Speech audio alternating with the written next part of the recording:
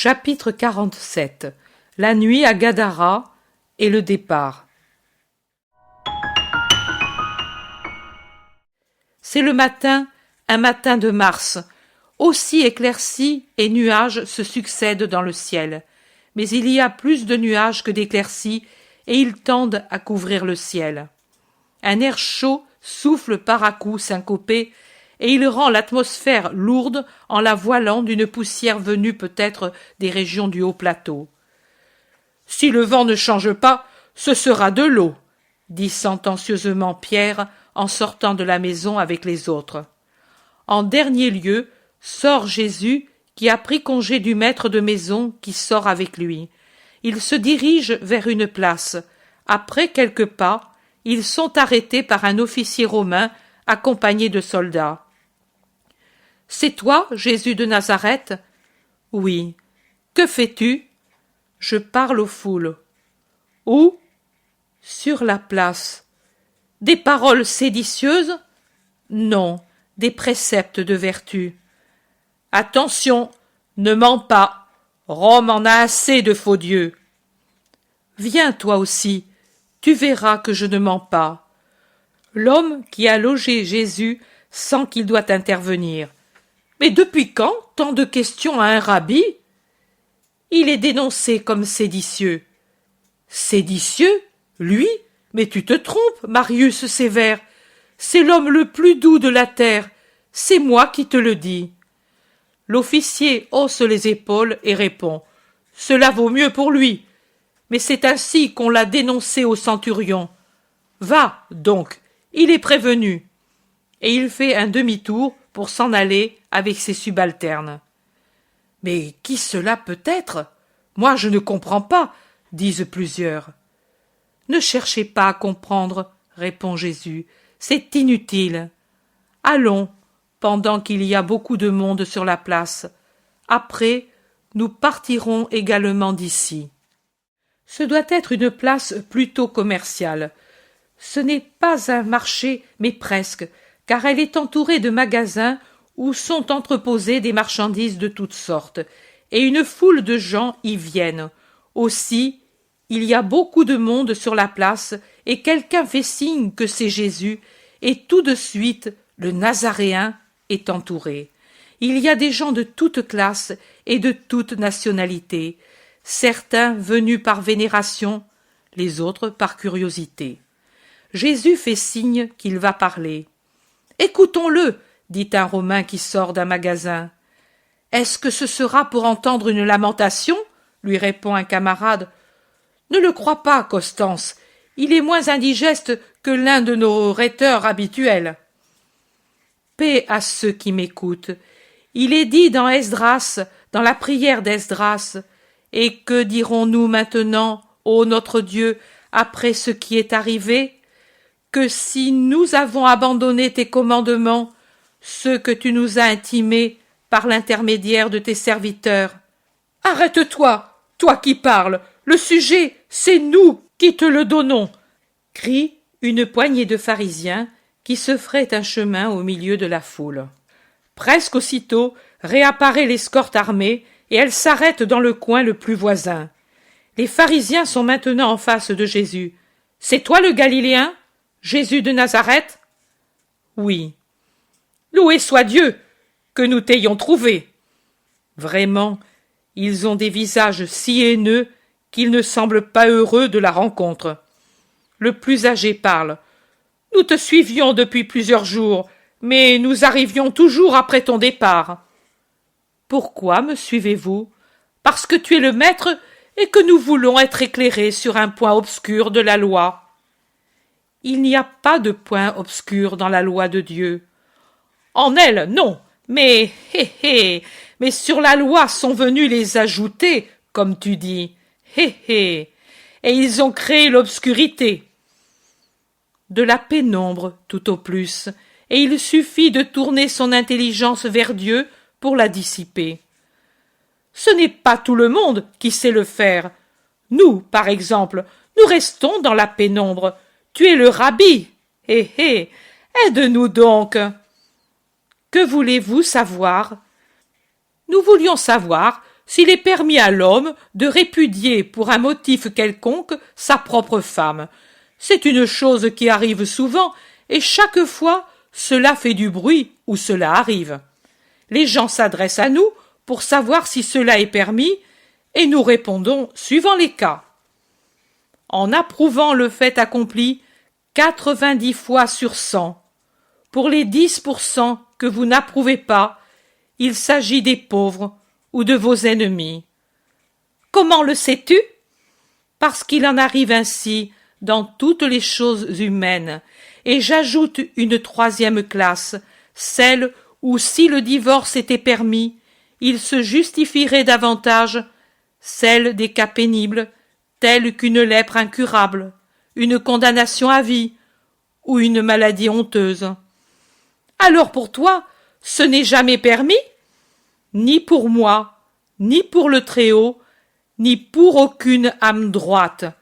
N'avez-vous pas lu que le Créateur, au commencement des jours, a créé l'homme et la femme, et qu'il les créa mâle et femelle? Il n'avait pas besoin de le faire. S'il l'avait voulu, il aurait pu, pour le roi de la création, fait à son image et à sa ressemblance, créer un autre mode de procréation, et il aurait été également bon, tout en étant différent de tout autre moyen naturel.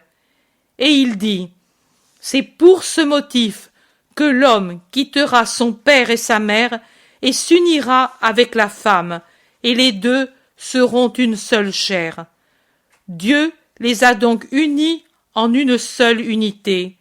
Ils ne sont donc plus deux chairs, mais une seule. Ce que Dieu a uni, parce qu'il a vu que c'était une chose bonne, que l'homme ne le sépare pas, parce que si cela arrivait, ce ne serait plus une chose bonne. Mais pourquoi alors Moïse a-t-il dit, si un homme a pris une femme, mais qu'elle n'a pas trouvé grâce à ses yeux pour quelque chose de honteux, il lui écrira un libelle de répudiation, le lui remettra en main propre et la renverra de sa maison? Il l'a dit à cause de la dureté de votre cœur, pour éviter par un ordre des désordres trop graves. C'est pour cela qu'il vous a permis de répudier vos femmes, mais au commencement il n'en a pas été ainsi, car la femme est plus qu'une bête, laquelle, selon les caprices de son maître ou les libres circonstances naturelles, est soumise à tel ou tel mâle, chair sans âme qui s'accouple pour la reproduction.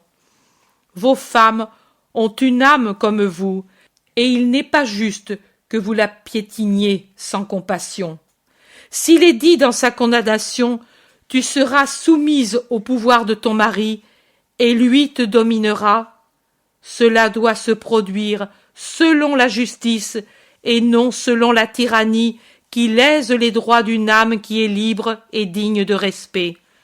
Vous, en répudiant alors que ce n'est pas permis, vous offensez l'âme de votre compagne, la chair jumelle qui s'est unie à la vôtre, le tout qu'est la femme que vous avez épousée en exigeant son honnêteté, alors que vous, parjure, vous allez vers elle déshonoré, diminué, parfois corrompu, et vous continuez de l'être en profitant de toute occasion pour la blesser et donner libre cours à vos passions insatiables. Vous faites de vos femmes des prostituées. Pour aucun motif vous ne pouvez vous séparer de la femme qui vous est unie selon la loi et la bénédiction. Ce n'est que dans le cas où la grâce vous touche, quand vous comprenez que la femme n'est pas un objet que l'on possède, mais une âme, et que par conséquent elle a des droits égaux aux vôtres d'être reconnue comme faisant partie intégrante de l'homme, et non pas comme son objet de plaisir. Et c'est seulement dans le cas où votre cœur est assez dur pour ne pas épouser une femme après en avoir joui comme d'une prostituée, seulement pour faire disparaître le scandale de deux personnes qui vivent ensemble sans la bénédiction de Dieu sur leur union, que vous pouvez renvoyer une femme. C'est qu'alors il ne s'agit pas d'union, mais de fornication, et qui souvent n'est pas honoré par la venue des enfants supprimés contre nature ou éloignés comme déshonorants. Dans aucun autre cas, dans aucun autre. Car si vous avez des enfants illégitimes d'une concubine, vous avez le devoir de mettre fin au scandale en l'épousant si vous êtes libre. Je ne m'arrête pas à l'adultère consommé au détriment d'une femme ignorante. Pour lui, il y a les pierres de la lapidation et les flammes du Shéol. Mais pour celui qui renvoie sa propre épouse légitime parce qu'il en est là, et qui en prend une autre, il n'y a qu'un jugement, c'est un adultère. Et aussi celui qui prend une femme répudiée. Car si l'homme s'est arrogé le droit de séparer ce que Dieu a uni, l'union matrimoniale continue aux yeux de Dieu. Et maudit celui qui passe à une seconde femme sans être veuf. Et maudit celui qui, après avoir répudié sa femme, après l'avoir abandonnée aux craintes de l'existence qui la font consentir à de nouvelles noces pour avoir du pain, la reprend si elle reste veuve du second mari. Car bien qu'étant veuve, elle a été adultère par votre faute, et vous redoubleriez son adultère. Avez-vous compris, ô pharisiens qui me tentez? Ceux-ci s'en vont penauds, sans répondre. Un Romain dit « L'homme est sévère. S'il était à Rome, il verrait pourtant fermenter une boue encore plus fétide. » Certains hommes de Gadara murmurent aussi « C'est une chose difficile que d'être homme, s'il faut être aussi chaste. » Et certains disent plus haut « Si telle est la situation de l'homme par rapport à la femme, il vaut mieux ne pas se marier. » Et les apôtres aussi tiennent ce raisonnement alors qu'ils reprennent le chemin vers la campagne, après avoir quitté les gens de Gadara. Judas en parle d'un air méprisant.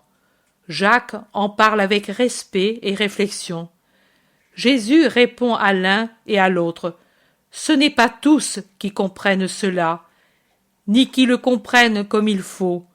Certains, en effet, préfèrent le célibat pour être libres de satisfaire leurs vices.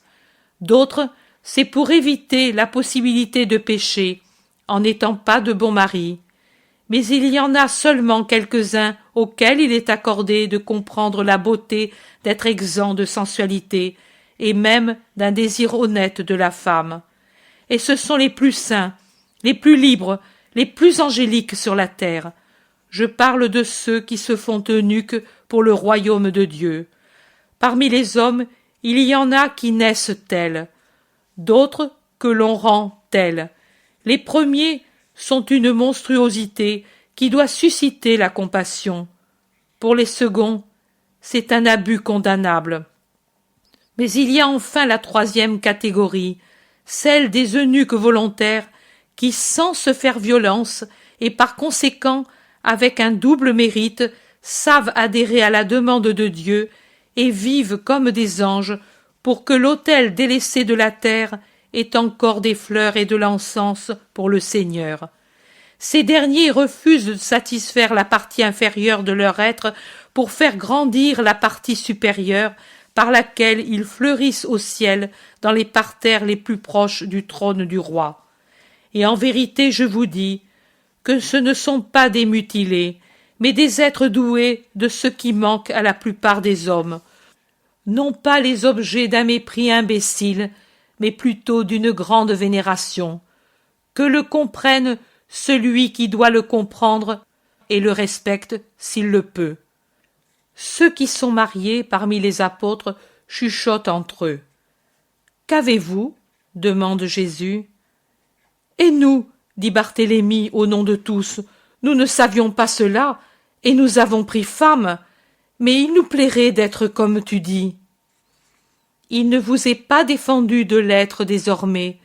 Vivez dans la continence en voyant dans votre compagne une sœur, et vous en aurez grand mérite aux yeux de Dieu. Mais hâtez le pas pour être à Pella avant la pluie.